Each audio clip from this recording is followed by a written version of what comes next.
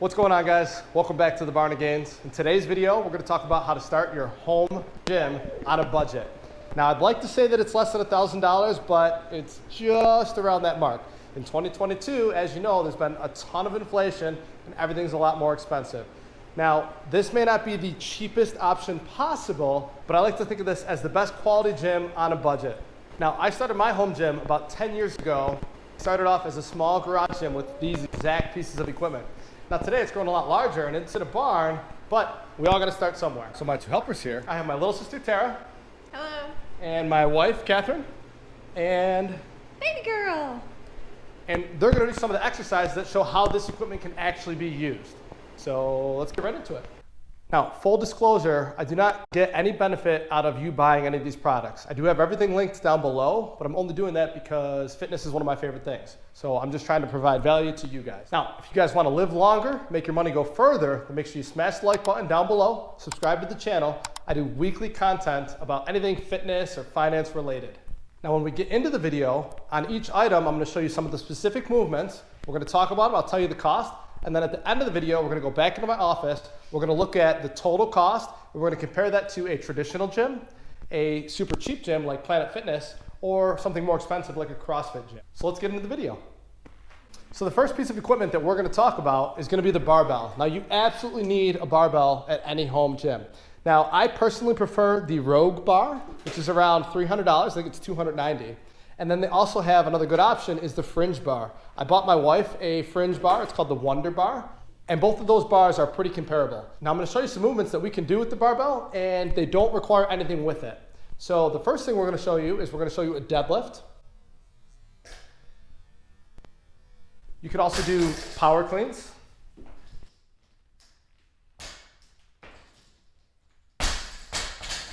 You can do presses after you do a power clean.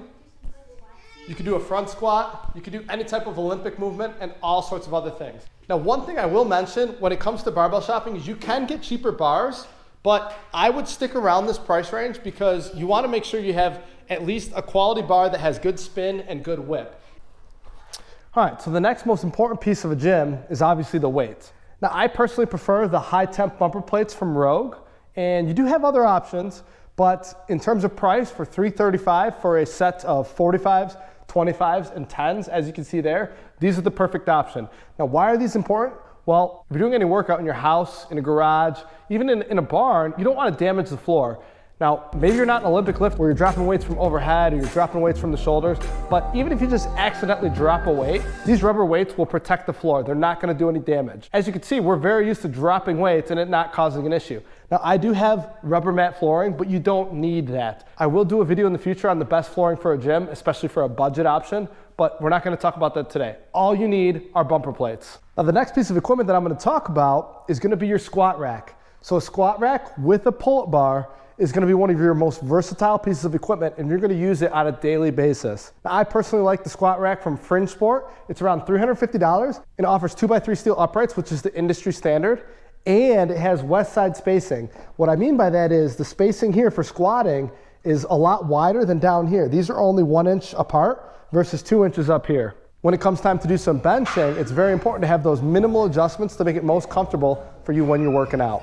Now, another option would be a power rack from something like Rep Fitness, and they do have something priced very similar to this, but the one from Rep is only 2x2 steel, and I'm just not a fan of the power rack because they take up more space. It is preference though. Some people will consider a power rack safer because you have the safety bars.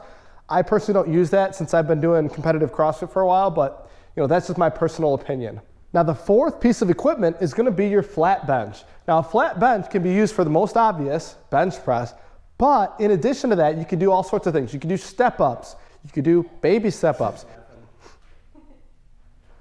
You can do Bulgarian split squats. You can use it for box squats when you're doing your back squats. And it's important to remember with all equipment, but especially with a bench, you want to make sure you're being safe. Now, you get a really strong option from Rep Fitness for around $150, or you can go with a cheaper option. The only thing to remember is with the cheaper option, the one from Amazon, it's only $60. It only holds up to 385 pounds. So if you're a new lifter and you weigh 200 pounds, it's only going to give you up to 185 pounds extra for you to bench press or to box squat. So just keep that in mind. My personal opinion, and I try to give this advice to everybody, if you're buying anything for your home gym, you want it to last, and you want it to last forever. You want to be able to grow into the products. You don't want to buy something that's only going to last you a year or two and then you just got to replace it, because that's just wasted money. Everything that I buy for my gym is something that's going to last me forever, and it's going to be passed on down to my kid and her kids and so on and so forth. And the best part about it all is when you buy high quality products and good brand names, they're worth a lot more when you go to resell. Resale value on gym equipment, you get very strong resale value on any type of gym equipment, especially if it's one of the better brands. Now, the very last thing I want to talk about are jump ropes. Jump ropes are a great piece of equipment for cardiovascular endurance. I jump rope at least 3 days out of the week. It's one of my favorite exercises to do. I love doing double unders. And when it comes to a jump rope, you can get a really cheap option from Amazon for like 10 bucks. It's still going to do the job. You don't have to worry about safety with the jump rope. It's not something that's going to injure you severely if it breaks. It might hurt if you whip yourself, but other than that, you don't have too much to worry about. Now, the first speed rope I ever bought is the Rogue SR1 bearing speed rope. Fantastic option, it's $30. You can't go wrong, it's not that expensive, and it lasted me about 8 years before the wire got damaged. My newest option here is an RPM speed rope, and this is actually a lot more expensive, and that's because I got it custom engraved. I don't know if you'll be able to see it, but it says Barn of Gains and MMuniz. This was obviously a lot more expensive, but this is something that I plan on being able to use for a very long time, and I can replace the wire so I don't have to replace the handles. So it's just an investment and something I wanted. It's a little bit flashy, but once in a while you gotta splurge. Remember, you work hard, so every once in a while you might have to spend a little bit of money and find balance. So we went over the 5 pieces of equipment. You need a barbell, you need your weights, you need your squat rack with a pull-up bar, you need your flat bench, and then you need your jump rope. Once you have those, you're pretty much set for 90% of the movements that you're gonna do on any day. You could buy other things, but they're going to be used a lot less than these core pieces of equipment. Well, let's head back into my office and we're going to look at the cost breakdown of each of these things and talk about where you can save money and how much time and money you're going to save versus going to a real gym. So let's go. All right, guys, now that we're back in the office, I want to give you a breakdown of 2 separate gyms, both on a budget, and then we're going to compare them to a typical gym membership. We're going to compare them to something like a Planet Fitness membership, and then also a CrossFit membership, which is the most expensive option. So let's take a look at the spreadsheet. So as you can see here, in option 1, we have a Rogue bar, we have the bumper plates that I talked about, the PR 1050 power rack, a bench from Rep Fitness, and a jump rope. The total is going to be $1,164. Now if we take a CrossFit gym, which is on average $150 a month, and then on average if we spend about 10 gallons of gas to get to and from the gym 5 times a week for an entire month, we'll say we spend about $35. It might be even a little bit higher now. Our total monthly expense will be $185. Now this is just cash, it does not include time, but it would only take us 8 months to make that money back, or just a little over half a year. Now if we go to the cheapest gym possible, Planet Fitness, obviously it's gonna be a little bit longer. We're still gonna spend about $35 on average. We're gonna spend $55 a month total. It's gonna take us almost 60 months to break even, which is just under 5 years. And then if we use the average gym membership, which right now is around $50 a month, it's gonna take us 2 years, or a little bit less, to break even. Now if we use a little bit different equipment, we use the Fringe Barbell, the bumper plates from Rogue, the Fringe Pull-Up Rack, an Amazon bench, and a jump rope. It is a little bit cheaper, but using the same totals, honestly, the amount of time is not that different. Now, one thing I want to point out is I did leave room for extras. Maybe you want to add a plyo box. We'll say that's $135 from Rogue. I know that because I have quite a few of them. Medicine ball, those are around $100. We're saying just under $1,500, and you've added a little bit of diversity to your workouts. Now, obviously the break-evens change. Now it's going to be about 6 years if you're going to the cheapest gym possible, but still less than a year of CrossFit. If we're down here and if you're really into cardio, now these are going to be a lot more expensive, but you can get an assault bike for around $750, and I believe a rower is going to be around that price as well.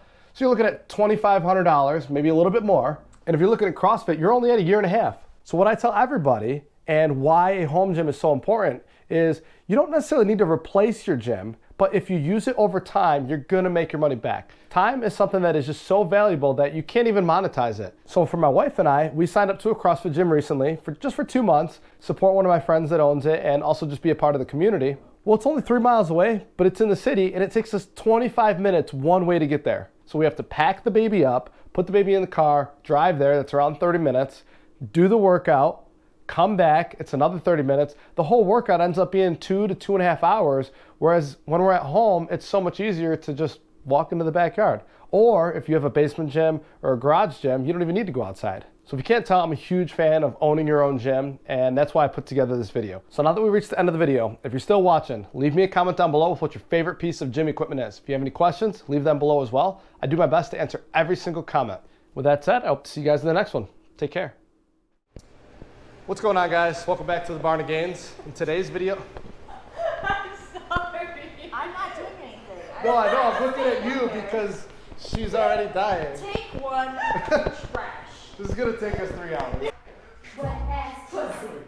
Pull up, get weak.